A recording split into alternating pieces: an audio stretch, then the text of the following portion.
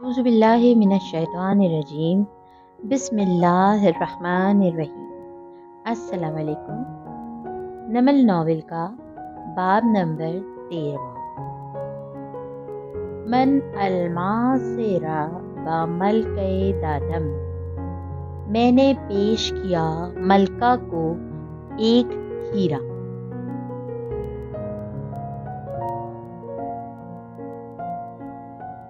سورما ہوتے ہیں جو پھینکتے ہیں گوٹ، مگر وہ قسمت ہوتی ہے جو شطرنج کھیلتی ہے، اور تم بہت دیر سے جان پاتے ہو کہ وہ کون تھا جو آغاز سے ہی کھیل رہا تھا دونوں کوئنز کے ساتھ۔ ٹیری پریچٹ۔ زکیہ بیگم دل تھام کر رہ گئیں، لب کھلے اور آنکھوں میں بے یقینی پھیلی۔ تم سارا، تم ادھر تھیں، مگر کیوں؟ سہارے کے لیے بیٹھ کا کنارہ تھاما، وہ بھی آہستگی سے بیٹھی، آنسو ٹپ ٹپ گر رہے تھے۔ اس نے مجھے وہاں بلایا تھا، سر جھکائے انگلی سے ہتھیلی مسلتی وہ بتانے لگی۔ ذرا دیر کے لیے ہم 1 ماہ قبل 21 مئی کی صبح تک پیچھے جاتے ہیں، جب سعدی ہاشم کاردار کے آفس میں بیٹھا تھا تو چند میل دور اپنے آفس میں بیٹھی سارا انٹرکام اٹھائے کہہ رہی تھی، ماریا میں انسٹیٹیوٹ جا رہی ہوں کلاس لینے، آپ یوں کرو سعدی کو کہو کہ جو پریزنٹیشن اس نے ڈاکٹر سارا سعدی آج نہیں آیا۔ دوسری طرف سے اس کو اجرت میں ٹوکا کیا تو سارا ذرا دیر کو رکی۔ نہیں آیا؟ ابرو بیچے، آنکھوں میں غصہ درایا، موبائل اٹھا کر کال ملائی۔ ہاشم کے آفس کے باہر حلیمہ بیٹھی کام کر رہی تھی، جب ٹوکری میں رکھا سعدی کا موبائل بجنے لگا، اس نے نگاہ اٹھا کر دیکھا بلاک نمبر کالنگ اور واپس کام کرنے لگی۔ سارا نے فون رکھا تو چہرے پہ شدید ناراضی تھی۔ کلاس لینے کے بعد وہ باہر نکلی تو دوبارہ سے اس کو کال ملائی، اب کہ اس نے اٹھا لیا۔ جی، وہ خود بھی پایا ہوا لگ رہا تھا۔ سعدی یوسف، آپ آج آفس نہیں آئے؟ دانت پہ دانت جما کر تحمل سے پوچھا۔ مجھے کچھ کام تھا۔ ہاشم کے آفس سے باہر سڑک پر وہ گاڑی دوڑاتا گھر کی طرف جا رہا تھا۔ 5 بجے سے پہلے آ کر اپنا ٹرمینیشن لیٹر وصول کر لینا سعدی، کیونکہ میں مزید تمہاری بے قاعدگیاں برداشت نہیں کروں گی۔ آج نہیں آ سکو تو کل آنے کی زحمت نہ کرنا، ہم لیٹر بھجوا دیں گے۔ خدا حافظ، سختی سے بولی۔ میں گھر جا کر آپ کو دوسرے نمبر سے کال کرتا ہوں، یہ فون بگ ہو رہا ہوگا۔ اس نے ایسے اجلت میں کہا جیسے سارا کی بات کی کوئی اہمیت ہی نہیں۔ اف۔ شام کو وہ گھر پہ تھی جب اس کا موبائل بجا۔ ندرت بھابی کالنگ۔ جی بھابی، بھابی کا بیٹا بول رہا ہوں، وہ بھی خوبصورت والا۔ وہ صبح کی نسبت حشاش بشاش لگ رہا تھا۔ سارا کے چہرے پہ خفگی درائی۔ ٹرمینیشن لیٹر پوسٹ کر دیں گے ہم، آپ کو آفس آنے کی ضرورت نہیں ہے۔ میں نے اپنی باس کو نہیں، سارا خالہ کو فون کیا ہے، ضروری بات کرنی ہے، اس کے بعد بے شک مجھے نوکری سے نکال دیجیے گا۔ وہ سنجیدہ ہوا تو سارا کے چہرے پہ خفگی کم ہوئی۔ اگر وہ پروجیکٹ ڈائریکٹر تھی، پروسیس ڈیزائن میں PhD تھی، تو وہ بھی سعدی تھا۔ بولو۔ شام کو میں ساری فیملی کو اپنی ریسٹورانٹ میں اکٹھا کر رہا ہوں، آپ بھی آئیں گی کیونکہ مجھے سب کو کچھ بتانا ہے۔ میں نہیں آ سکتی، جو بتانا ہے بھی بتا دو۔ آپ کے شوہر کے قاتل سے ملا میں آج سے اعتراف بھی کروا لیا، ثبوت بھی ہے میرے پاس۔ مجھے پتا ہے کہ آپ کو بدلہ لینے میں کوئی دلچسپی نہیں ہے، مگر کم از کم یہ تو آپ جاننا چاہیں گی کہ آپ کو اپنے بچوں کو کس سے محفوظ رکھنا ہے۔ اور سارا دعا ہوتے چہرے کے ساتھ کھڑی سنتی گئی۔ پھر اس نے وہی کیا جو سعدی نے کہا، مگر ایک چیز پہ وہ راضی نہیں ہوئی، میں کسی فیملی ڈنر کا حصہ نہیں بنوں گی۔ اوکے، آپ ہمارے گھر کے قریب جو پارک ہے وہاں آئے، ہم بیٹھ کر بات کرتے ہیں۔ اگر میں آپ کو راضی نہ کر سکا تو ٹھیک ہے، آپ وہیں سے گھر چلے جائیے گا اور میں ریسٹورانٹ۔ وہ اتنے پہ راضی ہو گئی، صرف اتنے پہ۔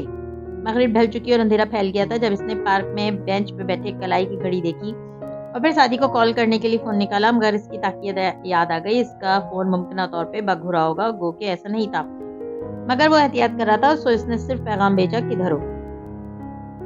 جواب ذرا دیر سے موصول ہوا، اسٹریٹ نمبر 14 میں رائٹ لین میں جو زیر تعمیر گھر ہیں، ان میں سب گیٹ والے گھر کے اندر جائیں، میں آ رہا ہوں۔ ریسٹورانٹ نہیں آ سکتی تو اتنا تو کرنا پڑے گا۔ اب یہ سارا کے برداشت سے باہر ہوتا جا رہا تھا، مگر وہ سعدی تھا، اس کو میلو ڈرامے کی عادت تھی، یقیناً کوئی وجہ تھی جب ہی وہ کہہ رہا تھا۔ وہ پیدل چلتی چند گلیاں عبور کر کے اس گھر کے اندر چلی آئی۔ رات کا وقت، سنسان گلی، محیط تاریکی، بجلی گئی ہوئی تھی۔ وہ اس پراسرار منظرنامے سے نہ ڈری نہ گھبرائی، بس اس گھر کے پورچ میں بار بار گھڑی دیکھتی ٹہلتی رہی۔ وہ عمر اور تجربے کے اس حصے میں تھی جہاں انسان جنات اور بھوت پریت سے نہیں ڈرتا، صرف انسانوں سے ڈرتا ہے۔ گیٹ پہ آہٹ ہوئی تو وہ مڑی جھنجلا کر کہنے لگی سعدی اتنا ڈرامہ کرنے کی، مگر وہ منہ پہ انگلی رکھتا تیزی سے قریب آیا. سارا رک گئی. وہ بار بار گردن موڑ کر پیچھے دیکھتا تھا. آپ یوں کریں ریسٹورینٹ جائیں. میں سعدی میں نے بتایا میں ادھر نہیں جاؤں گی. تمہیں مجھے کچھ بتانا ہے تو بتاؤ ورنہ میں جا رہی ہوں. آہستہ اس نے پھر گردن موڑی. پھر ذرا خفتی سے اسے دیکھا. میرے پیچھے کوئی لگا ہوا ہے. میرا خیال ہے اس کے پاس گن ہے. سارا کا منہ کھلا. نہیں وہ مجھے کچھ نہیں کہے گا. وہ میرا دوست ہے مگر آپ کو نقصان پہنچا سکتا ہے. آپ یوں کریں ریسٹورینٹ جائیں. اور یہ اس نے چابیوں کا گچھا نکالا علیشا کی چین سے. اس نے 6 انچ کا ایک سلور پین بھی نتھی کر رکھا تھا اور اسے سارا کے ہاتھ میں تھما دیا. یہ جا کر زمر کو دیجیے گا. میرے پاس اس کی کوئی کاپی نہیں ہے. پلیز اسے مت کھوئیے گا. بس زمر کو دے دیں اور کہنا سعدی آ رہا ہے. پھر بے شک گھر چلی جائیے گا. میں بعد میں وضاحت کر دوں گا. سعدی یہ کیا ہو رہا ہے تم؟ پریشان ہونے لگی. ڈاکٹر سارا جو میں کہہ رہا ہوں وہ کریں. جائیں جلدی. سارا نے اس بات میں سر ہلایا اور جانے کے لیے مڑی. ساتھ ہی پاؤچ کھول کر اندر کی چین رکھا. تبھی پاؤچ میں رکھا موبائل زور سے چیخا. کوئی کال آ رہی تھی. اندھیر سناٹے میں آواز گونجی. باہر گلی میں شیرو کو لگا کہ سعدی اپنا فون سائلنٹ کرنا بھول گیا ہے مگر وہ سارا کا فون تھا. وہ جیم. سعدی نے تیزی سے اس کا فون جھپٹا اور اسے سائلنٹ کیا اور ذرا فرقہ مندی سے گیٹ کی طرف دیکھا. وہ ادھر ہی آ جائے گا. اوپر سیڑھیوں سے جائیں. ساتھ والے گھر کی چھت پھلانگ لیں اور سنیں. وہ مجھے کچھ نہیں کہے گا. بس جو ہو آپ جائیں. آپ نے سامنے نہیں آنا چاہے جو ہو جائے. آپ جائیں. کندھے سے تقریباً اس نے سارا کو دھکیل دیا. اس وقت بھی صرف سارا کی فکر تھی. شیرو نے دیکھ لیا تو سمجھے گا کہ وہ سارا کو سب بتا چکا ہے. پھر سارا کو بھی نقصان پہنچائے گا. سارا کے مختلف حواس بالآخر کام کرنے لگے. وہ تیزی سے سیڑھیوں تک آئی. سینڈل اتار کر ہاتھ میں پکڑی اور زینے پھلانگ گئی. مڑ کر دیکھا تو سعدی اسی کی طرف آ رہا تھا اور تبھی گیٹ کھلنے کی آواز آئی. سارا اوپر آ گئی. اوپر چھت خالی تھی. سریے ستون آدھی دیواریں. وہ اندھیرے میں آنکھیں پھاڑ پھاڑ کر دیکھتی. سہج سہج کر قدم رکھتی. ذرا آگے کو آئی. تبھی اس نے وہ آواز سنی. نیچے سعدی سے کوئی بات کر رہا تھا. وہ اسے پہچانتی تھی. فارس کی آواز نہیں نوشیرواں. اس کی آواز فارس سے ملتی تھی. سارا واپس مڑی اور سیڑھیوں کے دہانے تک آئی. ذرا سی گردن نکال کر جھانکا. وہ تو نوشیرواں تھا اور وہ سعدی پہ پستول تانے ہوئے تھا. ایک لمحے کے لیے نظروں کے سامنے اس کی نظروں میں وارث کی پنکھے سے لٹکتی لاش ڈھونڈ گئی. وہ دم سادے سن سی کڑی تھی. اس نے چند الفاظ سنے. وارث کو انہی لوگوں نے مارا ہے. وارث کو ہاشم نے مارا ہے. اس کی نگاہیں شیرو کے پستول تانے پہ تھی اور ذہن سن سا تھا مگر نہیں. اسے ان الفاظ کی فی الحال کوئی سمجھ نہیں آ رہی تھی. بس اس سعدی کی فکر تھی. اندھے کو بھی نظر آ رہا تھا کہ وہ گولی چلا دے گا اور سعدی اس کو ٹھنڈا کرنے کی کوشش کرے گا اور مستقل کر رہا تھا. وہ کیا کرے. اس نے ادھر ادھر نگاہ دوڑائی. کوئی پتھر جسے وہ شیرو کے سر پہ مار سکے مگر اس نے دیکھا اس کے ہاتھ لرز رہے تھے. نہیں وہ عورت تھی. کمزور تھی. وہ اکیلی کچھ نہیں کر سکتی تھی. پھر کس کو بلائے. فارس نہیں پولیس. ہاں پولیس. سائرن سنتا ہی وہ بھاگ جائے گا. ڈاکٹر سارا غازی نے اگلا فیصلہ لمحوں میں کیا تھا اور لمحوں میں ہی وہ ننگے پیر چلتی. ساتھ والے گھر کی چھت تک آئی. دونوں چھتیں ملی ہوئی تھی مگر وہ ایسی جگہ نہ تھی کہ وہ پھلانگ سکے. اس نے کونے میں نوشیرواں سے حتی الامکان دور کھڑے ہو کر موبائل پہ پولیس کو کال کی. اس کا نمبر پرائیویٹ تھا. کال ٹریس نہ کی جا سکتی. مدھم سرگوشی میں جلدی ان کو سمجھایا کہ اس ایڈریس پہ ایک شخص فائرنگ کر رہا ہے اور وہ جلدی پہنچے. انہوں نے ایڈریس کنفرم کیا اور اسے تسلی دی کہ ایک موبائل اس علاقے میں گشت کر رہی ہے. وہ جلد پہنچ جائیں گے. آپ کون اور کدھر سے بول رہی ہیں؟ میں ہمسائے سے بول رہی ہوں. اوکے آپ اس شخص سے دور رہیں. کہیں چھپ جائیں. پولیس کے آنے تک باہر نہ نکلے گا. اس نے پوری بات سنے بغیر فون کاٹا اور بلی کی چال چلتی واپس آئی. سیڑھیوں کے دہانے پہ رکی. سامنے کا منظر دیکھ کر اس کی آنکھیں جو پریشانی اور فکر مندی سے سکڑی تھیں شوق اور وحشت سے پھیلتی گئیں. سعدی گر پڑا تھا اور وہ کر رہا تھا. اندھیرے میں خون کا رنگ دکھائی نہ دیتا تھا مگر اس کی سفید شرٹ درمیان سے سیاہ ہوتی جا رہی تھی. سارا نے چیخ روکنے کو منہ پہ ہاتھ رکھا. اس کا دل زور زور سے دھڑک رہا تھا. پھر اس کی آنکھوں کے سامنے نوشیرواں نے اسے 2 گولیاں مزید ماری. گولی کی آواز سنائی نہ دیتی تھی. ایک کلک ہوتا تھا اور زمین میں گرا لڑکا کر رہا تھا. پھر وہ اسے بھوڑ سے ٹوکرے مارنے لگا. وہ اسے مارتا جا رہا تھا. اوپر سیڑھیوں کے دہانے پہ ملک کی پہلی P H D in process design NESCOM کی زمین سے فضا اور فضا سے فضا میں مار کر دینے والا میزائل بنانے والی سائنسدان اور تھرکول کی پروجیکٹ ڈائریکٹر ڈاکٹر سارا غازی کپ کپا رہی تھی. اس کا دل لرز رہا تھا اور رنگ خوف سے سفید پڑ رہا تھا. اس نے کتنی دفعہ کمزور ہاتھوں سے پتھر اٹھایا مگر اس میں اتنی ہمت نہ تھی کہ وہ اسے کھینچ کر دے مارے. ہر ٹھوکر کے بعد وہ جیسے جانے کو مڑتا پھر رک کر سعدی کو مارتا. یہ ملک کی پہلی P H D in process design NESCOM کی زمین سے فضا اور فضا میں مار کر دینے والی میزائل بنانے والی سائنسدان اور تھرکول کی پروجیکٹ ڈائریکٹر ڈاکٹر سارا غازی ہی تھی جو یہ سب دیکھ رہی تھی. وہ بس لمحے گن رہی تھی. ادھر وہ نکلے اور ادھر سارا سعدی کو فوراً اٹھا کر اسپتال لے جائے.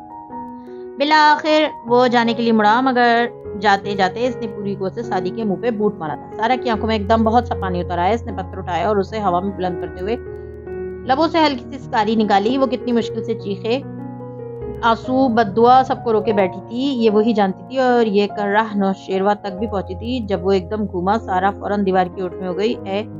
कौन है इधर? वो एहतियात से कदम बढ़ा रहा था। सारा गहरे गहरे सांस लेती दीवार से कमर टिकाए खड़ी थी। फिर उसे गोली की क्लिक और उनकी सीढ़ियों और दीवार से टकराने की आवाज़ सुनाई दी। गोलियों के बारे में खबरें सुनना और उनको फिल्मों और वीडियो गेम्स में देखना और बात होती है, मगर उनको खुद पे बरसते देखना ये जिंदगी की तकलीफ के तजुर्बात में से एक है। सारा ने आंखें बंद कर ली। इसका सारा वजूद कांप रहा था। फिर खामोशी छा गई। इसने चंद लम्हे इंतजार किया, फिर रोड से निकली। नौशेरवा जाते जाते उसी पल वापस मुड़ा और अंधेरे में सारा का हेवला सा फौरन ओट में हो गया। उसे लग रहा था वो भी आएगा और उसे भी गोलियों से भून देगा, मगर ऐसा नहीं हुआ। गेट चबूल करके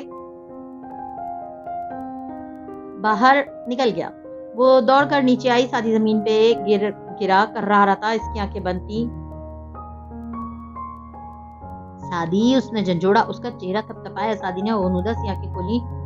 उसे देखकर उनमें कोई एहसास न जागा, बस वही हुनूदा सदमाती बेयकीन सी कैफियत। मैंने पुलिस को कॉल कर दिए, वो आते ही होंगे, तुम बिल्कुल ठीक हो जाओगे। वो इसके जख्म पे हाथ रखकर कह रही थी। खून बहे जा रहा था। सारा का लिबास लहूलुहान हो रहा था। दूर पसे मंजर में मध्यम से सायरन सुनाई दे रहे थे। सादी की नींद जान आंखों से उसकी आंखों पे जा ठहरी थी। उसने लब खोले। डॉक्टर सारा। कोई रिलेशनशिप टाइटल इस्तेमाल किए बगैर इसने सरगोशी में हलक से बामुश्किल अल्फाज बाहर निकाले। Run for. इसके लबों से खून बहने लगा था, मगर सारा का पूरा वजूद सुन हो गया। इसे मालूम था कि वो क्या कहना चाहता है। Run for your life. अपनी जिंदगी के लिए भागो। साथ ही आंखों से इशारा किया जाने का, निकल भागने का। ये वो सादी नहीं था जिसने कुछ देर पहले बहुत एतमाद से कहा था कि वो मेरा दोस्त है, मुझे कुछ नहीं कहेगा। ये वो सादी था जिसके यकीन के चेहरे पे अभी वो बूट मारकर गया था। सायरन अब करीब होते सुनाई दे रहे थे। बिजली आ गई थी। गली रोशन हो गई थी। सारा एकदम उठी और बाहर को भागी। गेट पूरा खोल दिया। पुलिस सांस, तेज धड़कन और बेजान होते वजूद के साथ वो तेज तेज दौड़ रही थी। निगाहों में एक शैती वारिस की पंखी से झूलती लाश। वो रास्ते में दो जगह गिरी, घुटने रगड़े गए, हथेलियां छिल गईं, मगर वो फिर से उठकर दौड़ने लगी। सारे अब इसी गली में सुनाई दे रहे थे। लोगों की आवाजें भी। उनको साथी मिल गया था। वो मजीद तेज दौड़ती गई थी, यहाँ तक कि पार्क के करीब खड़ी अपनी कार तक पहुंच गई। अंदर बैठकर तेज तेज सांस लेते इसने खुद को नॉर्मल करना चाहा। मोबाइल फ्रंट सीट पे डाला और सीट की पुश से सर टिकाकर आंखें मूंद ली। स्टीयरिंग पे हाथ रखे तो वो बुरी तरह कपकपा रहे थे। दिल बंद होने को आता था। और ये तब था जब इसने एक झटके से आंखें खोली और इसे एहसास हुआ कि इसका पाउच इसके हाथ में नहीं। सारा ने वहशियाना अंदाज में कपड़े झाड़े, सीट पे चीजें उलट पलट की, गाड़ी से निकल कर देखा। पाउच में डाला शादी की चाबियां, शादी का पेन इसने खो दिया था, मगर इस वक्त शादी ज्यादा अहम था। आखिर वो सिर्फ एक पेन ही तो था। इसने लरसते हाथों से कार स्टार्ट की। इसे वापस उसी गली के दहाने पे जाना था और एक रास्ते पर रुककर पुलिस के मोबाइल को फॉलो करना था। वो शादी को जब तक अस्पताल पहुंचता नहीं देख लेगी उसे चैन नहीं आएगा। फिर मैंने इनका ताक़ुब किया। जब वो इसे अस्पताल ले गए तो मैं वापस आई। इनके रेस्टोरेंट कॉल करके मुलाजिम को मैंने ही बताया कि वो किस अस्पताल में, इस ज्यादा मैं कुछ नहीं कर सकती। घर आकर मैं कमरे बंद हो गई, कपड़े बदले, सुबह कार की सर्विस भी करवाई, सारे निशान मिटा दिए। इसी सुबह मैंने 2 जमा 2 कर लिए तो मुझे मालूम हो गया था कि वारिस को भी इन्हीं लोगों ने मारा है। अपने कमरे में बैठी सारा झुके चेहरे और आंसू के साथ बता रही थी और ज़किया बेगम हक तक सुने जा रही। मगर वो कौन था जिसने गोली चलाई? सारा ने नफी में चेहरा हिलाया। मैं नहीं बता सकती। उन लोगों ने वारिस को भी मारा। वो मेरे बच्चों को भी मार देंगे अम्मी। अगर मैंने जुमर को बताया तो वो कहेगी कि गवाही दो। मैं गवाही नहीं दे सकती। मेरी आंखों के सामने इसने जैसे शादी को मारा है वो मंजर मुझे नहीं भूलता। मगर तुम उनको इतना तो बता दो कि ये किसने किया है। मैंने बताया तो जुमर को पता चल जाएगा कि मैं ही वो गवाह हूँ जिसको वो लोग ढूंढ रहे हैं। उनको पता है कि वहाँ कोई था। मुझे हुनैन ने बताया है। जुमर कहेगी गवाही दो। वो मेरी जगह होती तो दे देती गवाही। इसके पास खोने के लिए कुछ नहीं है। मेरे पास है। मेरी बेटियां हैं अम्मी। जब कोई मर जाए तो वापस नहीं आता। वो लोग किस तरह उसे अस्पताल से लेके गए, उन्होंने उसको मारकर लाश भी गायब कर दी। वो इसी तरह हमारे साथ भी करेंगे। वो नफी में सर हिलाती रोते हुए कह रही थी। ज़किया बेगम का दिल भर आया। उन्होंने इसका शाना तबका। मगर जुमर कहती है वो जिंदा है। अम्मी, जुमर ने नहीं देखा था उसे शादी को कत्ल करते। मैंने देखा था और इसे अस्पताल मैंने पहुंचाया था। आप मुझे बुज़दिल समझती हैं तो समझे, मगर वो मैं हूँ जिसने उसकी जान बचाई थी। मगर वो फिर भी उसे ले गए। जितनी बेरहमी से उसको वो मार रहा था, इसके बाद वो इसे कैसे छोड़ सकते हैं? अम्मी, शादी मर चुका है क्योंकि उसने वारिस के कातिलों को कन्फ्रंट किया था। मैं अगर शादी के कातिल को कन्फ्रंट करूंगी तो हम सब भी मरेंगे। वो एकदम वहशियाना अंदाज में चिल्लाई थी। मुझे अपनी परवाह नहीं है, मगर मेरी बेटियां हैं 2। और ये लोग जो सोशल मीडिया पे शादी के नाम से तहरीक चला रहे हैं, अम्मी, इनमें से किसी को अदालत आना पड़े तो कोई भी नहीं आएगा। हर कोई जुमर नहीं होता। और वो चीजें शादी ने जो तुम्हें दी थी वो नहीं मिली? नहीं, بعد میں دوبارہ اس علاقے میں گئی تھی، ہر وہ جگہ دیکھی جہاں سے گزری تھی، مگر میرا پاؤچ نہیں تھا۔ اس میں میری ایک رنگ تھی، پیسے تھے اور شادی کی چابیاں بھی۔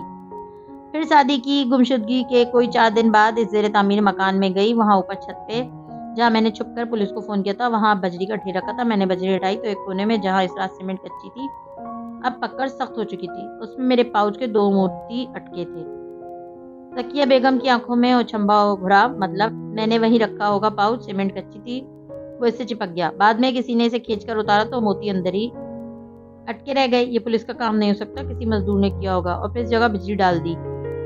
پاؤچ میں میرے پیسے تھے، ہیرے کی انگوٹھی تھی، وہ کی چین تھی۔ پھر میں اس گھر کے ٹھیکیدار سے ملی، اسے بتایا کہ میں ایک وکیل ہوں اور ادھر میرا پرس گرا تھا۔ میں نے کہا 10,000 تو دیں تو پرس واپس لا دوں گا، میں نے دے دیے۔ پھر ذکیہ بیگم دھیان سے سن رہی تھی۔ 3 دن بعد میں دوبارہ گئی تو اس نے کہا کسی مزدور نے اٹھایا تھا پرس اور اس نے مجھے وہ واپس کر دیا۔ اندر پیسے اور انگوٹھی ویسی ہی رکھی تھی، مگر شادی کی چین نہیں تھی۔ مگر وہ کہاں گیا مجھے نہیں پتا، مگر کیا فرق پڑتا ہے امی، جب شادی نہیں رہا تو کیا فائدہ کسی دوسری چیز کا۔ وہ گھٹنوں میں سر دیے کتنی دیر تک روتی رہی، بالآخر اس نے چہرہ اٹھایا، آنسو پوچھے۔ کچھ دن میں چلوں گی ان سے ملنے، مگر ابھی نہیں، مجھے سنبھلنے میں کچھ وقت لگے گا۔ مگر ذکیہ بیگم جانتی تھی کہ چونکہ اس نے اپنے دل کا بوجھ ہلکا کر دیا ہے تو اب وہ جلد سنبھل جائے گی۔ وہ افسوس سے دیکھی گئی، نہ وہ بہادر تھی نہ بزدل، وہ ایک ماں تھی۔ میرے ہونے کی خود کوئی توجہ کر، مجھ کو لگنے لگا ہے کہ بے سود ہوں۔ رات انیکسی پہ گہری ہو رہی تھی، رمضان کے 22 بتیاں روشن تھیں۔ بڑے ابا لاؤنج میں ویل چیئر پہ بیٹھے تھے اور صداقت ان کے پیر کے ناخن کاٹ رہا تھا۔ تبھی دروازہ کھلا تو ابا نے گردن موڑ کر دیکھا، زمر اندر داخل ہو رہی تھی، فارس پیچھے تھا۔ دونوں کے چہروں پہ ایک ہم آہنگ سا اطمینان دکھ رہا تھا۔ نیاز بیگ کو گرفتار ہوئے 2 گھنٹے ہی تو ہوئے تھے۔ میں اپنے پرائیویٹ نمبر سے لوکل چینلز کو کال کرنے جا رہا ہوں، صبح تک شیزا ملک کیس کے ملزم کے پکڑے جانے کی خبر عام ہوگی۔ اے ایس پی کو اتنی شہرت اور ہائپ ملے گی کہ پھر وہ نیاز بیگ کو باہر نہیں آنے دے گا۔ اوکے، زمر نے سر ہلا دیا اور بڑے ابا نے صرف دور سے دیکھا کہ وہ دونوں سرگوشی میں بات کر رہے تھے۔ کوئی اطمینان سا تھا جو ان کے رگوں پہ میں اترتا گیا۔ صداقت فوراً سے اٹھا، استری کے سٹینڈ سے فارس کی شرٹ اٹھا لایا۔ فارس بھائی، یہ جل گئی شرٹ سامنے کی، شرمندگی سے سر بھی کھجایا۔ زمر نے چوک پر شرٹ کو دیکھا، اس کی تیوری چڑھی، ذرا تھمی، فوراً سے فارس کو دیکھا۔ یہ ابھی صداقت کو ڈانٹے تو صحیح، میں اس کو وہ بلیک میل والی پریس کر دوں پھر۔ فارس نے بس ایک نظر اس شرٹ کو دیکھا اور سیڑھیوں کی طرف بڑھ گیا۔ زمر کے لب ذرا کھل گئے، قدرے تعجب سے اس نے فارس کو جاتے دیکھا۔ اس نے کچھ بھی نہیں کہا۔ صداقت نے بہت تسلی آمیز انداز میں ہاتھ جوڑے، پچھلے ہفتے بھی ایک جلائی تھی، تب بھی کچھ نہیں کہا تھا۔ زمر کھول کر اس کی طرف مڑی۔ اگلے 10 منٹ تک صداقت نے سر جھکا کر اس کی صلاحاتیں سنی، جن میں مسلسل صداقت آپ کا دھیان کہاں ہوتا ہے، آپ یہ اور آپ وہ کی تکرار تھی، اور اوپر چڑھتے فارس نے سر جھٹکا تھا۔ ملازم آپ ہے اور شوہر تم ہو، یہ عورت کبھی نہیں سیدھی ہوتی۔ چند منٹ بعد زمر کے کمرے کی بتی بجھی تھی اور وہ بیڈ پہ لیٹی تھی۔ فارس کمرے میں نہیں تھا، کھلی آنکھوں سے چھت کو دیکھتے اس کے سامنے ایک منظر فلم کی طرح چل رہا تھا، 4 سال پہلے۔ آفس میں بیٹھی زمر اور سامنے بیٹھے بصیرت صاحب، وہ اس سے پوچھ رہے تھے فارس قاضی کو گاڑی سے پولیس نے وہ رسی ریکور کی ہے جس کے ذریعے وارث قاضی کا گلا گھوٹا کیا تھا۔ جی، فارس آیا تھا میرے پاس، اس نے کہا کہ اسے سیٹ اپ کیا گیا ہے۔ وہ فائل پہ لکھتے ہوئے کہہ رہی تھی، زمر صاحبہ، یہ فارس کیسا آدمی ہے؟ مطلب کہ ایک ایوریج مجرم تو ایسے ثبوت کار میں چھوڑ سکتا ہے، ہم روز ایسے DCO کیسز دیکھتے ہیں، مگر ایک کرمنلی اسمارٹ آدمی ایسا نہیں کر سکتا۔ زمر پین لبوں پہ رکھے کچھ دیر سوچے گئی۔ سچ بتاؤں تو میں اس کو نہیں جانتی، کچھ مہینے میرے پاس پڑا ہے وہ، پھر بس کبھی سرراہ ملاقات ہو گئی تو ہو گئی، کم گو ہے، ہاں اگر بولے تو نفیتلی بات کرتا ہے، سمجھدار لگتا ہے مجھے، ذرا غصے کا تیز ہے، مگر کرمنلی اسمارٹ ہے یا نہیں، ایسی باتیں تو کسی کے ساتھ رہ کر ہی پتہ چل سکتی ہیں، اس لیے میں کچھ کہہ نہیں سکتی۔ ویسے ایک ایجنسی میں اچھی پوسٹ پہ ہے، ایسے ہی تو نہیں؟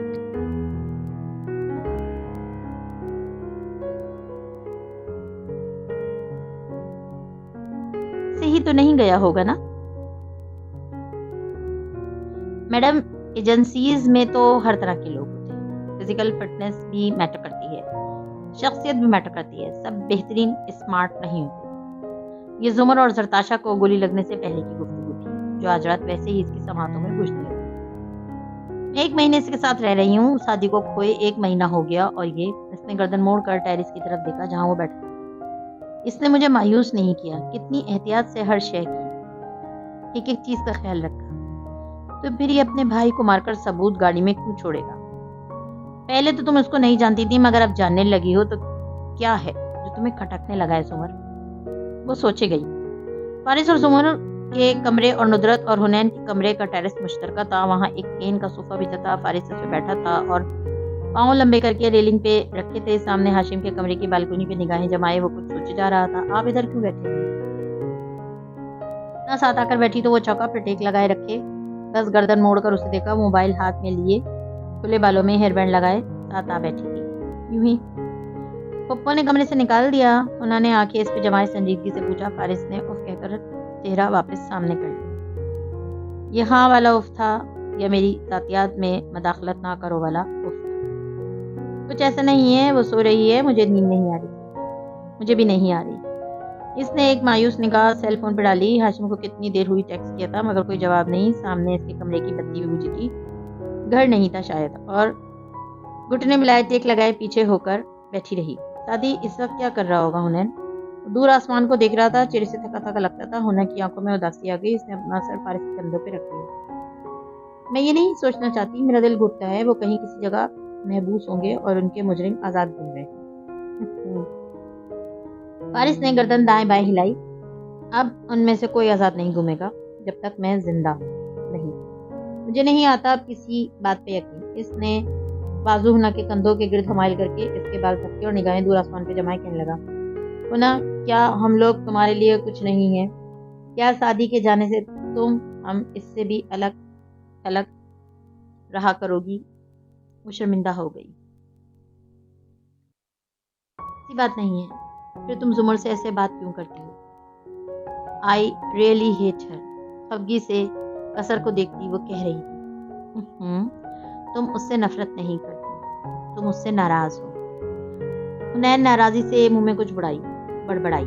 تم سارا وقت کمرے میں کیوں بند رہتی ہو؟ ہمارے ساتھ کیوں نہیں آتی؟ وہ نرمی سے پوچھ رہا تھا۔ میں ایک ناکام انسان ہوں، میرے اندر بہت سارا شر ہے، میں جب بھی کسی چیز میں ہاتھ ڈالوں گی اسے بگاڑ دوں گی، مگر تم وہ تو کر سکتی ہو جو زمر نے تمہیں کہا ہے، یہ انتقام اور انصاف کا واحد طریقہ ہے۔ میں ان کے حکم کے غلام نہیں ہوں آپ کی طرح۔ اس نے خفگی سے فارس کے کندھے سے سر ہٹایا اور آگے ہو کر بیٹھی۔ بھائی کہتا تھا انتقام کے لیے چوٹیا بن کر کام کرنا پڑتا ہے، ایک فیملی بن کر، ایسے نہیں کہ وہ جب چاہیں مجھے آرڈر دے کر چلی جائیں، میری فیلنگز کا خیال رکھے بغیر۔ وہ کون ہوتی ہے مجھے آرڈر کرنے والی؟ وہ چند لمحے خاموشی سے اسے دیکھتا رہا۔ تمہارے بھائی نے تمہیں یہ نہیں بتایا کہ چوٹیوں کی ایک ملکہ بھی ہوتی ہے؟ ایک ثانیے کو ساری فضا ساکن ہو گئی۔ حنین بالکل ٹھہر گئی، وہ گردن تلے اب بازو کو تکیہ بنائے نیم دراز پرسکون سا اسے دیکھ رہا تھا۔ ایک پل کو ہنا کا دل نرم موم ہونے لگا، پھر اس نے گردن اڑائی۔ سامنے ہاشم کے کمرے کی بتی جلی تھی۔ وہ میری ملکہ نہیں ہو سکتی، کبھی بھی نہیں، آپ مانے ان کا حکم۔ تمہیں لگتا ہے میں اس کے حکم پہ چلتا ہوں؟ کیا میں دیکھ نہیں رہی آپ وہی کر رہے ہیں جو وہ حکم دے کر چلی جاتی ہیں؟ وہ ہلکا سا ہنس دیا۔ ہنا کو اس کا ہنسنا اچھا لگا، کتنے عرصے بعد اس نے فارس کو ہنستے دیکھا تھا۔ یہ جو تمہاری پھپھو جیسی عورتیں ہیں نا، ان کو بہت تکنیک سے قابو کرنا پڑتا ہے، اور میں وہی کر رہا ہوں۔ انہوں نے مشکوک نظروں سے اسے دیکھا۔ مطلب کہ پہلے انہیں یقین دلایا جاتا ہے کہ وہ ایک ملکہ ہیں، ہر فیصلہ انہیں کا مانا جائے گا اور آپ صرف ان کی مدد کے لیے ہیں، پھر جب وہ آپ کے عادی ہو جائے تو کنٹرول ان کے ہاتھ سے آہستہ آہستہ لے لیا جاتا ہے۔ تکان سے مسکرایا۔ ہنا کے اندر کی ددیالی محبت جانے لگی اور وہ خفگی سے اس کو سخت سنانے لگی تھی، مگر تب ہی موبائل وائبریٹ ہوا۔ وہ اسے شب بخیر کہتی اٹھ گئی، پھر جاتے جاتے مڑی۔ مجھے موبائل لینا ہے، میرا اپنا فون آپ لا دیں گے؟ مگر پیسے امی دیں گی۔ ہاں، ایک فون خریدنے سے تو میں غریب ہو جاؤں گا۔ نہیں پلیز، صبح امی آپ کو پیسے دیں گی، آپ لے لینا ورنہ وہ ناراض ہوں گی۔ اپنی امی سے کہو اتنا۔ وہ رک گیا، سر جھٹکا۔ اچھا، صبح بات کرتے ہیں۔ شب بخیر ماموں، ہلکا سا مسکرا کر کہا تو وہ جواب دے کر پھر سے سامنے دیکھنے لگا۔ وہ جس کو بلانے میں کئی سال لگے تھے، ایک لمحہ غفلت میں دھر آیا، وہی لمحہ۔ انا کمرے میں آئی، امی کروٹ کے بل لیٹی تھیں۔ وہ فوراً اپنے بستر پہ آئی اور موبائل کھولا۔ ہاشم اس کی آنکھیں جگمگا اٹھیں، سارے دن کی تھکن اتر گئی۔ کدھر تھے آپ سارا دن؟ لڑکی میں مصروف ہوتا ہوں، مسکراتی اسمائل۔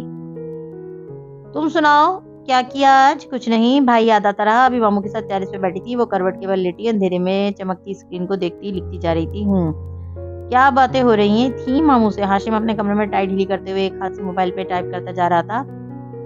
وہ 2-3 لوگوں کو ایک ہی وقت میں جواب دے رہا تھا۔ وہ چاہتے ہیں میں زمر کے کہنے پہ بھائی کا لیپ ٹاپ کھول دوں، مگر مجھ سے اب یہ کام نہیں ہوتے۔ جب بھائی کے کہنے پہ نہیں کیا تو زمر کے لیے کیوں کروں؟ سعدی نے کیا کہا تھا؟ ان کی کچھ فائلز کرپٹ ہو گئی تھی، مجھے کہا کہ کھول دو، میں نے نہیں کھول کر دی، دل ہی نہیں کرتا تھا، پتہ نہیں صحیح کیا یا غلط۔ ہاشم نے اٹس اوکے لکھ کر سینڈ کیا، کوٹ اتارا، گردن کی پشت کو ہاتھ سے دبا کر جیسے پٹھوں کو ریلیکس کیا، موبائل بیڈ پہ رکھا اور باتھ روم تک آیا۔ ٹب میں نل کھولا، پانی کی دھار گرنے لگی۔ اس نے بات سالٹس کا جار اٹھایا ہی تھا کہ ایک دم رکا، ساری دنیا ساکت ہو گئی۔ پھر پانی جار سب چھوڑ کر وہ تیزی سے واپس آ رہا، فون اٹھایا۔ کون سی فائلز کرپٹ ہو گئی تھی؟ ہنا کے اگلے 4-5 پیغام پڑھے بغیر ٹیکسٹ کیا۔ اس کا دل زور زور سے دھڑک رہا تھا۔ بھائی کی کوئی آفس فائل تھی، وہ جو USB میں تھی۔ اس نے روشنی میں تیر چلایا، سامنے کی بات تھی۔ جی، آپ کو کیسے پتا؟ ارے وہ تو سعدی نے تمہیں دی، میں کب سے انہیں ڈھونڈ رہا تھا، اور میں نے دی تھی سعدی کو، مجھ سے کھل نہیں تھی۔ ابھی کدھر ہے وہ فلیش؟ ادھر اس کے قدموں تلے سے زمین نکل رہی تھی۔ میرے پاس ہے، سامان میں ہی پڑی ہے کہیں، تم مجھے ابھی لا کے دے سکتی ہو، بس 2 منٹ کے لیے، اور مجھے بالکنی میں پکڑا کر چلی جاؤ۔ ماموں ٹیرس پہ بیٹھے ہیں، مجھے شوٹ نہ کر دیں۔ لکھتے ساتھ ہی اس کا دل خراب ہوا۔ اگر ماموں کو پتا چلا کہ میں ہاشم بھائی سے اس وقت بات کر رہی ہوں تو وہ کیا سوچیں گے؟ اچھا، ہاشم رکا، مجھے وہ کل ہی چاہیے، صبح دے جاؤ گی فلیش؟ اوکے۔ تم نے اسے کھول کر دیکھا، فائلز ریکور کی یا نہیں؟ نہیں، میں نے ہاتھ ہی نہیں لگایا، صبح لا دوں گی۔ وہ لکھتی جا رہی تھی جب ہنین کسی سے بات کر رہی تھی۔ امی نے اس طرف کروٹ لی، موبائل کی روشنی دیکھی تو اسے پکارا۔ ہنین کا سانس رک گیا۔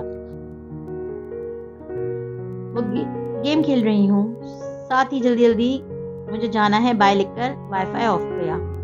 یہ ٹائم ہے فون استعمال کرنے کا، رکھو اور سو جاؤ، سحری کے لیے پھر اٹھتے موت پڑتی ہے تم سب کو۔ اب نہ دیکھوں میں تمہارے ہاتھ میں موبائل۔ سختی سے اسے ڈپٹا تو وہ جلدی جلدی سارے میسج مٹاتی، فون بجا کر چت لیٹ گئی، آنکھیں زور سے مچلی۔ اگلی صبح آفس جانے سے پہلے ہاشم سوٹ میں ملبوس مکمل تیار اپنی بالکنی کی سیڑھیاں اتر کر انیکسی تک آیا، تسلی کر لی کہ فارس کی کار نہیں کھڑی، اور دروازہ کھٹکھٹایا۔ صداقت نے کھولا تو اندر کا منظر بھی کھلتا چلا گیا۔ زمر پرس میں کاغذ اڑستی تیاری کرتی دروازے کی طرف آ رہی تھی، پیچھے ندرت میز سے برتن اٹھا رہی تھی۔ بڑے ابا بھی سامنے بیٹھے نظر آئے، اسے دیکھ کر سب رک گئے۔ وہ حشاش بشاش سا مسکرایا۔ گڈ مارننگ، صبح صبح آپ کو تنگ کیا؟ ہنین کے پاس میری ایک فلیش تھی، وہ لینے آیا تھا۔ ندرت نے اسے اندر بلایا، وہ خود ہنا کو بلانے اوپر گئیں۔ کون سی فلیش؟ زمر نے اچنبھے سے اسے دیکھا۔ میں نے ساتھی کو کچھ فائل دی تھی کھولنے کے لیے، مجھ سے کھل نہیں تھی، اس نے کہا کھول دے گا، مگر وہ کرپٹ ہو گئی تھی شاید۔ تبھی ہنین اوپر سے آتی دکھائی دی، نیند والا چہرہ جس پہ 2 چیٹے مارے تھے، آنکھوں میں اسے دیکھ کر نارماہٹ آ گئی۔ ہاشم بھائی، ہنین بچے میری فائلز دی تھی، سعدی نے تمہیں؟ کنکھیوں سے دیکھا۔ زمر آنکھیں سکیڑ کر اس کو دیکھ رہی تھی۔ جی میں لاتی ہوں۔ وہ بیسمنٹ کی طرف جانے لگی، مگر زمر نے اشارہ کیا کہ ضرورت تھا میں، پھر ہاشم کی طرف مڑی۔ کیا کلر تھا اس فلیش ڈرائیو کا؟ سوری، ہاشم نے ناسمجھی سے اسے دیکھا۔ مطلب کس رنگ کا کور تھا اس USB کا؟ ہنا کیسے ڈھونڈے گی اتنی ساری فلیش ڈرائیو میں اگر اسے کلر ہی پتا نہ ہو تو؟ بڑے رسان سے بتایا۔ ہاشم کا دل چاہا زمر کی گردن مروڑ دے، مگر اس کے کچھ کہنے سے پہلے ہی ہنا بول اٹھی۔ وہ بلیک کلر کی ہے پپو، مجھے پتا ہے وہ کون سی ہے، میں بھی لاتی ہوں۔ ساتھ ہی خفگی سے زمر کو دیکھا جو ایک دم کلس کر رہ گئی تھی۔ وہ ہنین کو روکنا چاہتی تھی، مگر ہنین اگلے ہی منٹ ایک سیاہ USB لے آئی اور اسے ہاشم کی طرف بڑھایا۔ یہ لیں۔ ہاشم مسکرا کر شکریہ کہتے زمر پہ جتاتی نظر ڈال کے باہر نکل گیا۔ اپنے کمرے میں واپس آ کر اس نے جلدی سے اسے لیپ ٹاپ میں لگایا۔ اندر ایک ہی فولڈر تھا اور وہ لاک تھا۔ لمبی لمبی اصطلاحات، نمبرز کھولنے کی ضرورت نہیں تھی۔ اس نے USB نکالی اور نیچے کچن میں آیا، کیبنٹ سے سل کا پتھر نکالا، اسے زور زور سے فلیش پہ مارا، یہاں تک کہ وہ بالکل پچک کر رہ گئی۔ پھر اس نے اسے کوڑا دان میں پھینکا اور ہاتھ دھو کر واپس اوپر چلا آیا۔ بالآخر ہر ثبوت مٹ گیا تھا۔ اب آج سے ایک نئے دن کا آغاز ہوگا۔ معصوم لڑکی، اسے اس لڑکی سے ہمدردی ہوئی۔ سزا کے طور پہ ہم کو ملا قفس جالب، بہت تھا شوق ہمیں آشیاں بنانے۔ ان سب سے دور ہسپتال کے اس کمرے کی ساری بتیاں روشن تھیں۔ وہ بیڈ پہ لیٹا تھا اور میری اس کے بازوؤں کی سٹریپ کھول رہی تھی۔ مجھے دہرانے کی ضرورت نہیں ہے، مگر تم جانتے ہو اگر تم باتھ روم سے 5 منٹ کے اندر نہ نکلے تو مجھے باہر کھڑے گارڈ کو بلانا پڑے گا۔ وہ اٹھ کر بیٹھا، پاؤں زمین پہ اتارے۔ تکلیف ہوئی، آنکھیں کرب سے بیچی۔ میری نے سہارا دینے کو اس کے شانے سے تھامنا چاہا اسے۔ اس نے جھٹکے سے بازو چھڑایا اور آگے بڑھ گیا۔ لڑکاتے قدموں سے چلتا وہ باتھ روم تک آیا۔ دیوار کا سہارا لیتے وہ درد سے لب بیچتا سینک تک آیا۔ بیسن کو دونوں ہاتھوں سے تھامے اس نے چہرہ اٹھا کر آئینے میں دیکھا۔ ہونٹوں کا زخم بھر چکا تھا، چہرے کے نیل رنگ بدل چکے تھے، مگر گال اور پیشانی کا زخم ویسا ہی تھا۔ گردن کی چوٹیں کم نظر آ رہی تھی. میں نے کبھی ایسے مارا تھا تمہیں نوشیروہ جو تم نے میرے ساتھ یہ کیا؟ نل کھولا اور پانی دونوں ہاتھوں میں بھر کر چہرے پہ انڈیلا. وہ لڑکی جس کے منگیتر نے تمہیں یونیورسٹی میں پیٹا تھا, کبھی اس کو تو پلٹ کر مارنے کی ہمت نہیں ہوئی تمہیں. یہ انتقام نہیں تھا نوشیروہ, یہ حسد تھا. سرخ آنکھوں سے آئینے میں دیکھتے وہ بڑبڑایا. میں بھی کچھ نہیں بولا. اب میں بھی کچھ نہیں بھولا ہوں. تم سے میں ہر ایک بات کا حساب لوں گا. چہرے سے پانی کی بوندیں ٹپک رہی تھی اور وہ سوچ رہا تھا ان دنوں میں وہ سارا دن سوچتا ہی رہتا تھا. ان دنوں میں آج کل وہ بس ایک دفعہ میں یہاں سے نکل جاؤں. ایک نظر اپنی زخمی ٹانگ پہ ڈالی, دوسری پیٹ پہ جہاں شرٹ کے اندر پٹی بندھی تھی. یہ دونوں زخم ہر روز بہتر ہو رہے تھے. صرف یہ کندھے والا بار بار خراب ہو جاتا. میں کہاں ہوں, اپنے گھر سے کتنا دور ہوں؟ اس کا دماغ پھٹکنے لگا. یکدم وہ چونکا, گردن گھمائی. کمرے میں تو کوئی کھڑکی نہ تھی مگر شاور کے اوپر ایک ننھا سا روشن دان تھا. 1 فٹ اونچا, 2 فٹ چوڑا. پیچھے شیشہ تھا اور آگے سلاخیں. شیشے کے اوپر سیاہ پینٹ کر کے باہر کے منظر کو بلاک آؤٹ کر دیا گیا تھا. ویسے بھی اس روشن دان سے آدمی کا کیا بازو بھی نہ گزر سکتا نہ کھل سکتا تھا. اس لیے روز اس کو دیکھ کر وہ مایوس ہو جاتا تھا. مگر آج بہتر ہوتی صحت نے ذہنی حالت بھی بہتر کر دی تھی. سعدی نے ادھر ادھر نظر دوڑائی. صابن, شیمپو, ٹشو پر اس کے علاوہ کچھ نہ تھا اس باتھ روم میں.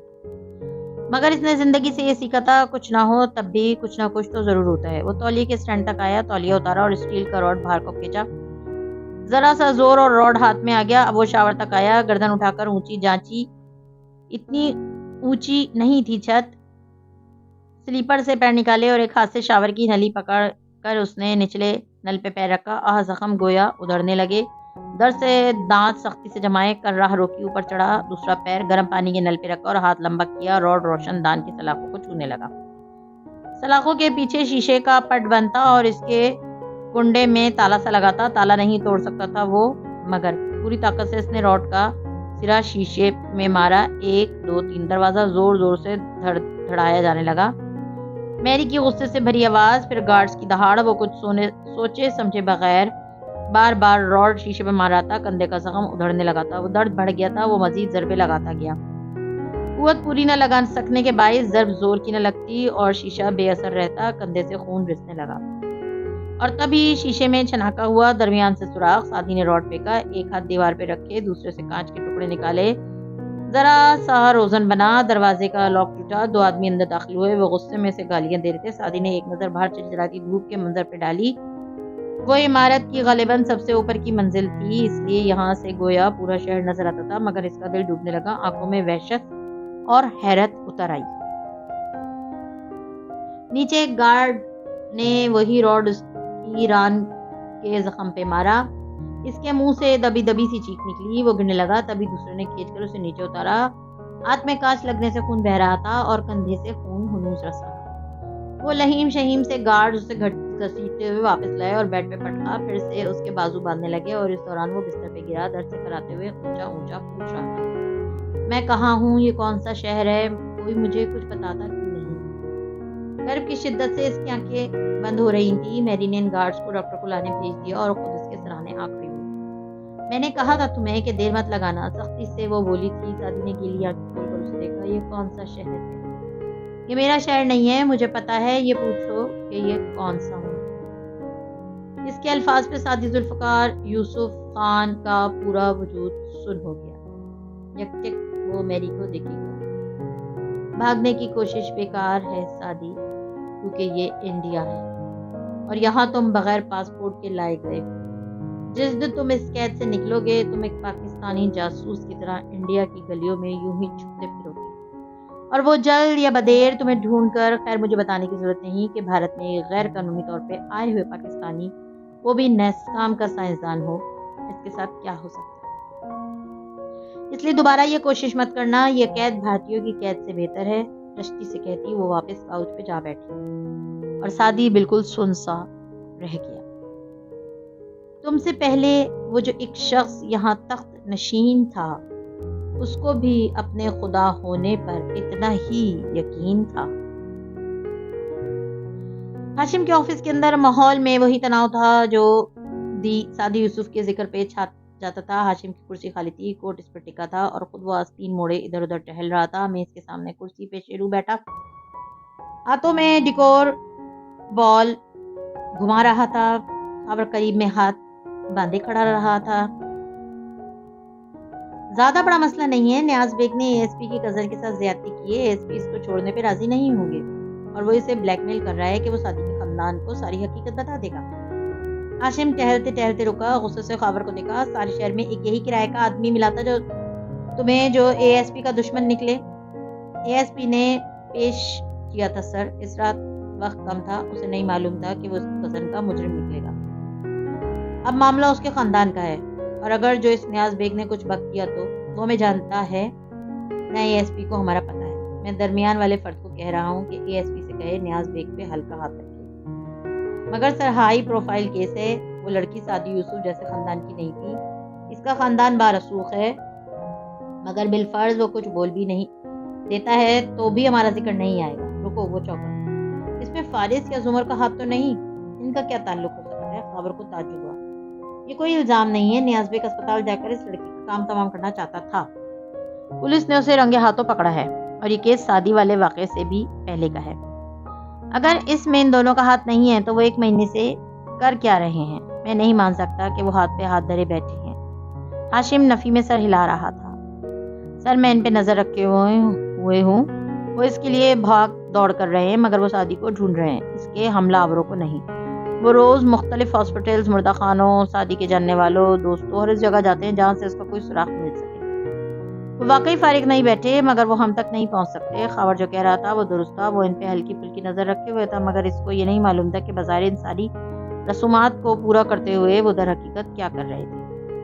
میرا دل نہیں مانتا، کیا ان کو کسی سے بدلہ نہیں لینا؟ یہ ان کا طریقہ نہیں ہے سر، ان کے خیال میں شادی زندہ ہے، ان کا کہنا ہے ایک دفعہ وہ مل جائے پھر ہم ہر ایک کو دیکھ لیں گے۔ نوشیروہ نے بیزاری سے سر جھٹکا۔ سر آپ کہتے ہیں تو میں باقاعدہ ان کا 24 گھنٹے تعاقب کروں، ان کے فونز بک کر لیتے ہیں، یوں ان کی ہر حرکت پہ نظر رہے گی۔ ابھی نہیں، ذرا ٹھہر کر دیکھ، ان کو شک نہیں ہونا چاہیے کہ شادی کے واقعے میں کوئی ہائی پروفائل شخص ملوث ہے۔ واہمے کو ذہن سے جھٹک کر وہ واپس کرسی پہ آ بیٹھا۔ خاور نے بھی سامنے والی کرسی کھینچی۔ شیرو موبائل پہ بٹن دبا رہا تھا، زندگی سے کبھی شادی نکلے گا بھی یا نہیں؟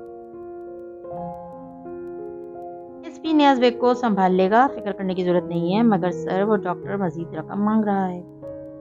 ہاشم کے ابرو بچے، چہرے پہ ناگواری پھیلی۔ کیا مطلب مزید رقم مانگ رہا ہے؟ اس کو اتنا کچھ دلوا کر دیا اور کیا چاہیے اس کو؟ اسے اپنے پرائیویٹ ہسپتال کی بلڈنگ مکمل کرنی ہے، بس آخری ٹچز ہیں۔ 2-3 ماہ میں ہسپتال کا افتتاح کرنا چاہتا ہے۔ اس کو اندازہ ہے کہ اے ایس پی کسی بڑے آدمی کے لیے کام کر رہا ہے، اس لیے وہ بھی بلیک میلنگ پہ اتر آیا ہے۔ اوف! ہاشم نے پیشانی مسلی، پھر شیرو پہ نگاہ پڑی جو ٹھک ٹھک ٹائپ کیے جا رہا تھا۔ دیکھ رہے ہو کس مصیبت میں ڈال دیا ہے تم نے مجھے؟ شیرو نے بگڑ کر سر اٹھایا۔ مصیبت کو اسپتال میں ہی ختم کر دینا چاہیے تھا آپ کو، خواہ اسے بچایا۔ خاور نے تائیدی انداز میں گہری سانس لی۔ نوشیروہ صاحب ٹھیک کہہ رہے ہیں۔ ہاشم نے ہاتھ جھلایا۔ بکو مت، ہر وقت دوسروں کا خون بہانے کی بات مت کیا کرو۔ خاور چند لمحے کے لیے بالکل چپ ہو گیا، پھر وہ آہستہ مگر مضبوط آواز میں بولا، میرے 3 بیٹے ہیں سر۔ جب ایجنسی والوں نے مجھ پہ الزام لگائے ان جرائم کا جو میں نے نہیں کیے تھے اور میں نے ان کو ماننے سے انکار کیا، تو اس بریگیڈیئر نے اپنے آدمی بھیجے اور میرے بڑے دونوں بیٹوں کو سرے بازار گولیوں سے بھون دیا۔ تب ایک 11 سال کا تھا اور دوسرا 9 سال کا۔ میری ساری زندگی کی کمائی تھی، مگر ان کو مارتے وقت کسی نے رحم نہیں کھایا۔ سو یو نو واٹ سر، مجھے اب کسی دوسرے کی فیملی ٹوٹنے سے فرق نہیں پڑتا۔ سعدی یوسف کہتا ہے فارس غازی بے گناہ تھا، میں بھی بے گناہ تھا سر۔ تب آپ نے اور آپ کے والد نے مجھے سپورٹ کیا اور مجھے اپنایا۔ میری آپ کے خاندان سے وفاداری غیر مشروط ہے، اس لیے میں ہمیشہ درست مشورہ دیتا رہوں گا۔ ہاشم ذرا ڈھیلا پڑا، پھر اسبات میں سر لایا۔ Thank you Khawar. شیرو بھی چہرہ اٹھا کر اسے دیکھنے لگا تھا جس کے تاثرات سخت تھے۔ بہرحال میں ایک پائی نہیں دے رہا ہوں اس ڈاکٹر کو۔ اے ایس پی سے کہو اپنے بندوں کو خود سنبھالے، ورنہ ہم سنبھالنے پہ آئے تو دوسرے طریقے سے بات کریں گے۔ خاور نے اسبات میں سر لایا اور اٹھ گیا۔ ہاشم نے پیچھے کو ٹیک لگا لیا اور تھوڑی مسلتے ہوئے کچھ سوچنے لگا۔ نوشیروہ ہنوز ٹائپ کر رہا تھا، یکدم رکا۔ اس کی آنکھیں چمکی اسکرین پہ۔ اس کے کیا ہم مل سکتے ہیں کہ جواب میں شہرین کا پیغام بالآخر آ گیا تھا، ویکینڈ پہ ملتے ہیں۔ وہ مسکرا کر جواب ٹائپ کرنے لگا۔ عجیب خواہش ہے میرے دل میں، کبھی تو میری صدا کو سن کر نظر جھکائے تو خوف کھائے، نظر اٹھائے تو کچھ نہ آئے۔ رمضان کا دوسرا عشاء چل رہا تھا۔ NXC کے برآمدے کے آگے سبزہ پہ شام پھیل رہی تھی، ادھر لان چیئرز رکھی تھی اور صداقت افطار کے برتن لگا رہا تھا۔ دوپہر بارش کے باعث موسم خوشگوار تھا۔ عموماً افطاری سب اندر کرتے تھے، مگر آج مہمان تھے جن کے باعث یہاں خاص پہ اہتمام تھا۔ سارا، ذکیہ بیگم، امل اور نور ان کے آنے سے ہی پسماندہ NXC کھل سی اٹھی تھی۔ امل، نور، ہنا اور سیم برآمدے میں نظر آ رہے تھے، جبکہ سبزہ زار پہ رکھی کرسیوں پہ ذکیہ بیگم ندرت سے باتیں کرتی دکھائی دے رہی تھی اور زمر کے قریب بیٹھی سارا بالکل چپ تھی۔ اس نے سرخ لون کا جوڑا پہن رکھا تھا اور سرخ دوپٹہ سر پہ تھا۔ آنکھیں ویران سی تھیں، دراصل میں تھر میں پھنس گئی تھی، کچھ کام بہت گڑبڑ ہو گئے تھے، مشینری وغیرہ کا مسئلہ تھا، جلدی آ نہیں سکتی تھی، پچھلے ہفتے واپس آئی ہوں۔ ذرا دیر بعد اس نے پھر سے زمر کو وضاحت دی، اٹس اوکے سارا، آپ فون کرتی رہتی تھی، یہی بہت ہے۔ تبھی زمر نے دیکھا کہ ہاشم چلا آ رہا ہے، سارا کی اس طرف خوش تھی، اس نے نہیں دیکھا، وہ غالباً ابھی آفس سے لوٹتا، سارا کو دیکھتے ہی ادھر آ گیا۔ گڈ ایوننگ لیڈیز، مسکرا کر مخاطب کیا تو سارا ایک دم چک کر مڑی۔ ہاشم پیچھے کھڑا تھا، ذکیہ بیگم فوراً اٹھی، وہ ان سے اپنا تعارف کروا رہا تھا۔ سارا کی رنگت زد پڑتی گئی، پیشانی کی رگیں ابھرنے لگی۔ آئے ہاشم بیٹھے، ندرت نے اسے کرسی پیش کی، میں رکوں گا نہیں۔ ڈاکٹر سارا کو دیکھا تو چلا آیا، بہت عرصے سے آپ سے اور آپ کے بچوں سے ملاقات نہیں ہوئی تھی، کیسی ہیں آپ؟ سارا بمشکل کھڑی ہو پائی، نظریں ہاشم کے چہرے پہ جا رکی تو اندر کوئی جوار بھاٹا سا پھوٹنے لگا۔ بارش کی پنکھے سے جھولتی لاش پورچ میں گرا سادی سرخ پانی میں ٹھیک ہوں۔ وہ سامنے آ بیٹھا تو سارا واپس بیٹھی، ساتھ ہی پرس میں ہاتھ ڈالا، اندر ایک ننھا سا چاقو رکھا تھا۔ بچے کہاں ہیں آپ کے؟ اس نے ادھر ادھر دیکھا، زمر نے ہنا کو آواز دی، سارا بے بسی سے زمر کو روکنا چاہتی تھی مگر الفاظ گلے میں اٹک گئے۔ حنین، امل اور نور کو لیے باہر نکلی تو ہاشم کو دیکھا، چہرہ کھل اٹھا۔ السلام علیکم، حنین نے مسکرا کر سلام کیا، اس نے بھی اتنے ہی مسکرا کر وعلیکم السلام کہا۔ نگاہیں ملی تو ان میں کوئی راز چھپانے کی ایکسائٹمنٹ تھی۔ اب ہنا کے پاس اس کا ذاتی سیل تھا جو فارس اگلے دن لے آیا تھا، اس پہ پاسورڈ لگا تھا اور اب اسے ہاشم کے پیغامات مٹانے کی ضرورت نہ پڑتی، روز ہی بات ہو جاتی تھی۔ اتنے پیارے بچے ہیں آپ کے۔ اس نے ہاتھ بڑھایا تو امل اور نور شرماتی مسکراتی اسمارٹ اور ہینڈسم بندے کے قریب آئیں۔ سارا نے پرس کے اندر چاقو پہ گرفت مضبوط کی، اس کا تنفس تیز ہو رہا تھا، سرخ ہوتی آنکھیں ہاشم پہ جمی تھی، وہ باری باری ان بچیوں کو پیار کر رہا تھا، ان سے اسکول اور پڑھائی کا پوچھ رہا تھا۔ تبھی ذکیہ بیگم نے اس کی دلی کیفیت سے اکثر بے خبر ندرت سے پوچھا، سادی کا کچھ پتہ چلا؟ سارا کی نگاہیں ہاشم پہ جمی رہیں، اس نے امل کا نرم چھوٹا ہاتھ تھام رکھا تھا اور مسکرا کر اس کی بات سن رہا تھا، ذاتی کے ذکر پہ اسے جو تک نہیں لیں گی۔ سارا نے چاقو چھوڑ دیا، پرس پرے پھینک دیا، پھر چہرہ ندرت کی طرف موڑا۔ اللہ غارت کرے لوگوں کو جنہوں نے سادی کے ساتھ یہ کیا، اس کو گولیاں ماری، اس کو مارا، پھر اسپتال سے غائب کر دیا۔ امل کچھ بولے جا رہی تھی اور ہاشم مسلسل مسکراتے ہوئے اس کو سن رہا تھا۔ اسے اب بھی کوئی فرق نہیں پڑتا تھا۔ ندرت آپا، آپ دیکھنا اس شخص نے جو آپ کے بچے کے ساتھ کیا، اللہ اس کی اپنی اولاد کو بھی ایسے ہی تڑپا تڑپا کر مارے گا۔ اس کی اپنی آنکھوں کے سامنے تو اسے پتہ چلے گا کہ کسی کے بچے کا خون بہانا کتنا دردناک ہوتا ہے۔ اور سارا کو نکیوں سے نظر آیا تھا کہ ہاشم کاردار کے چہرے کی رنگت ایک دم متغیر ہوئی تھی، مسکراہٹ پھیکی پڑی۔ ایسے نہیں کہتے سارا، بچے سب کے سانجھے ہوتے، ذکیہ بیگم نے ٹوکا تھا۔ ہاشم امل کی بات ختم ہوتے ہی بمشکل چہرے کو نارمل رکھے اٹھ گیا۔ اچھا لگا آپ لوگوں سے مل کر۔ ایک برہم سی نگاہ سارا پہ ڈال کر جو ذکیہ بیگم کی طرف متوجہ تھی، وہ زمر سے نہ روکنے پہ معذرت کرتا آگے بڑھ گیا۔ خاموش بیٹھی حنین کا دل بجھ گیا، سارا بہتر نظر آ رہی تھی، جیسے دل کی کوئی بھڑاس نکلی تھی۔ گھر آتے ہی ہاشم نے موبائل پہ ایک نمبر ملایا۔ ہاں فرید، ایسا کرو، اورنگزیب کاردار کے نام کی مسجد اور مدرسے میں عید تک افطاری میری طرف سے بھجوا دیا کرو، پورے اہتمام سے بھجوانا، میری بیٹی کے نام سے۔ ہاں صدقے کے طور پہ نہیں، بیمار نہیں ہے، ویسے ہی کال بند کر کے اسے کافی سکون ملا۔ یہ ٹھیک ہے، ایسے سارے کھاتے کلیئر رہتے ہیں، کاروبار بھی چلاؤ اور اللہ کو بھی خوش رکھو۔ گڈ۔